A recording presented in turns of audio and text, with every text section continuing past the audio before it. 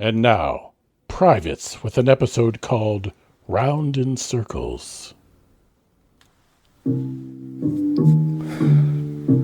Hello, I'm Detective Jake Cotton. I'm searching for the missing fortune of one Dame Cordelia Bench, and I'm forced to work with her beau, Frank Barry, who hardly works.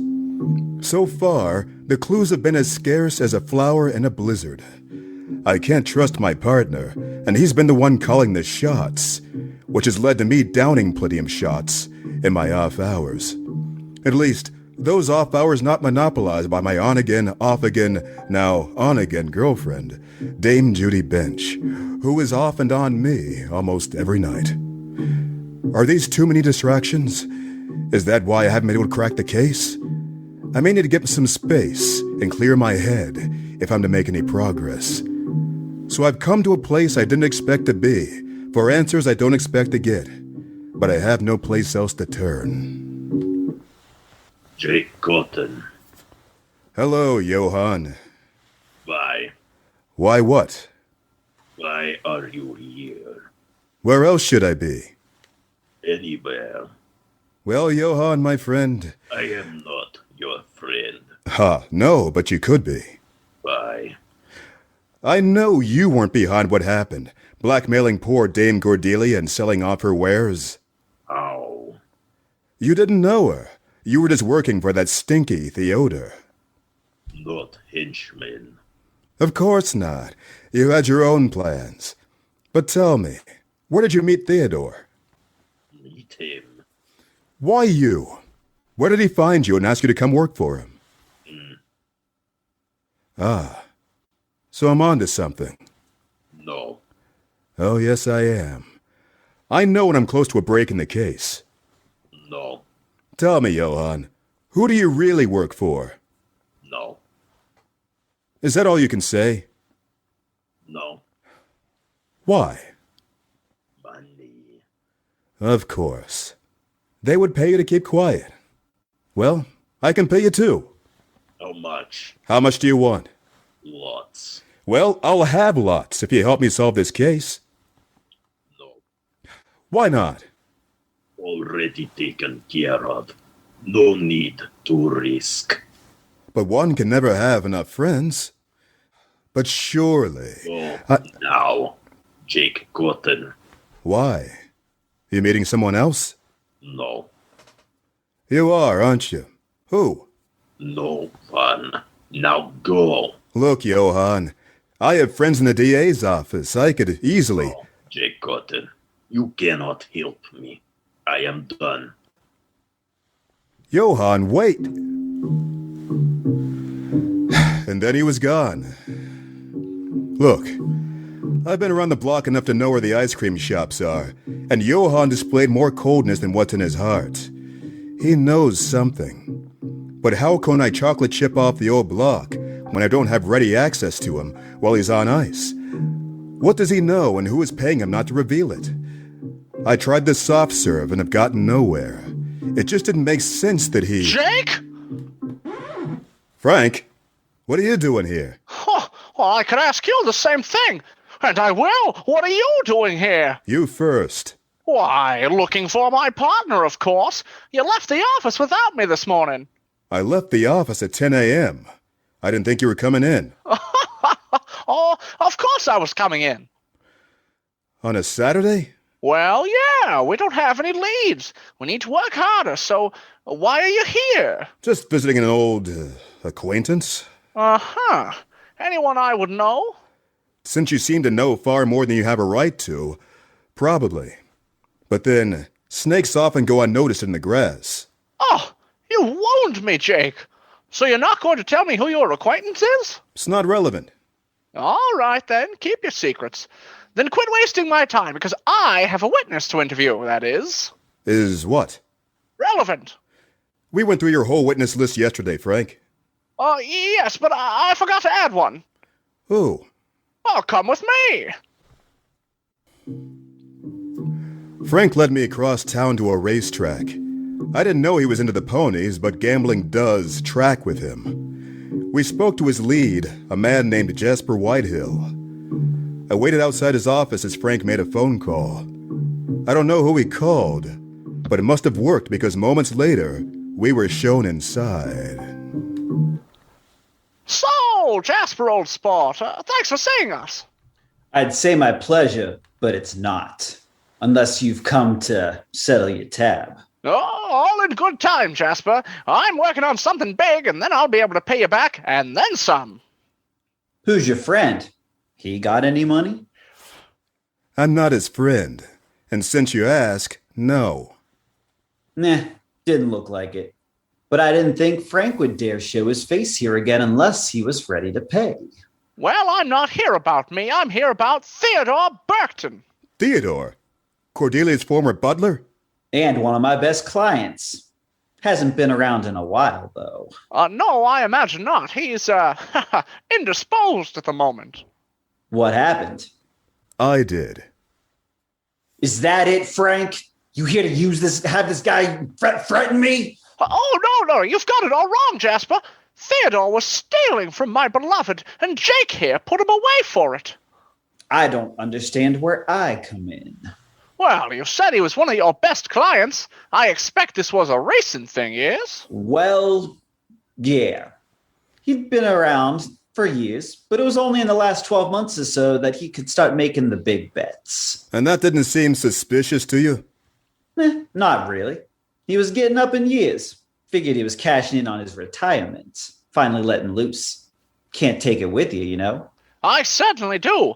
Live life to the fullest, that's what I always say. You're full of something. But while he was hanging around, did he say anything? Anything strange at all that might give us a clue as to who else he might have been working with? You don't think Theodore was in it for himself, Frank? Oh, sure, Jake, but leave no stone unturned, right? Isn't that what we detectives say? First of all, there is no we, since you are not a detective. Secondly... Gentlemen, I'm busy. Why don't you work your issues out on your own time? Oh, sorry, Jasper, but, Cordy. Oh, I'm trying to help her. Yeah, I know her. Sweet gal. I'd tell you anything if I knew it, but I don't. I don't recall Theodore saying anything about where the money came from, or his employer. We just talked about the races. Theodore wasn't exactly chatty. Oh, you're right, of course. Well, still, if you can think of anything I'll call you at once. I've got your number. You don't have mine. Do I need it? Since I'm the lead detective, I'd think so. Lead detective? I thought you was partners. Hardly. Jake's such a kidder here. Well, you can leave your number with my secretary if you want, but I don't think it's likely I'll use it. Why not? I'm sure you've got a fair amount of detective work you need done, being in the racing business. Oh, I do, but pardon me. Any friend of Frank's is not a friend of mine. I'll use the dicks I trust. I understand. Ouch. You two sure know how to wound a guy. I do. And if you come back without my money again, I may show you just how woundy I can be. No, no need to get ugly. Not if you pay me. There isn't. Oh, you say these things with the detective sitting right here. I don't get the impression this guy wants to get involved in helping you, Frank. I don't. See? So pay me, or else. All in good time. But in the meantime, can I offer you a terrific opportunity to be a landlord? Ouch! Oh, now! Yes. All right. We'll see you soon. Oh, you will. Trust me on that. Friendly guy. I like him. Jake, but you're right. He is friendly. Well, most of the time, yes. So, that was a bust? I admit it was. Still, always worth following up on any lead, no matter how small. Not really. I don't think Theodore's the type of man who would work for anyone other than who he had to. Seems like a dead end if you ask me.